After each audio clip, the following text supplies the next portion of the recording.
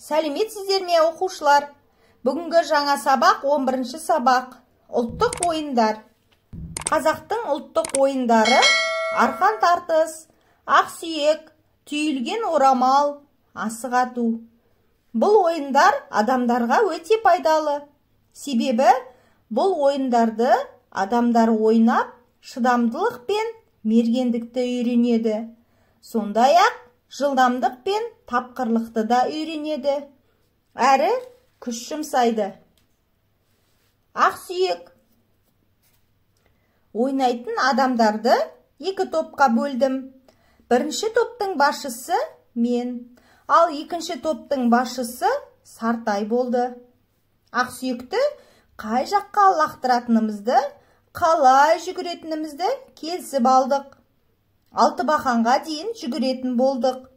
Мен ақсүйекті құлаштап тұрып, алысқа лақтырдым. Яғни қолымды жоғары көтеріп, барынша екпінмен лақтырдым. Оның қайда түскен ешкім де көрген жоқ. Бәрі ақсүйекті іздеуге жүгірді.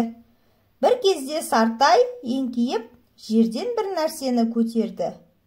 Мен өз тобыма Сартайды ұстаңдар деп айғайладым. Сартай Алтыбақан жаққа жүгіре жөнелді. Біз оны қуа жөнелдік. Топтағы бір бала оны қуып жетті. Сартай өз тобының бір баласына ақсүйекті ұстата салыпты. Ал біз мұны байқамай Сартайдың артынан жүгіре беріппіз. Ақсүйекті алған бала Алтыбақанға жетіп алыпты. Сөйтіп біз жеңіліп қалдық. Оқушылар, сіздерге сабақ ұнады ма? Олай болса, суретті әдебиет каналына тіркеліп, достарымызды шақырайық.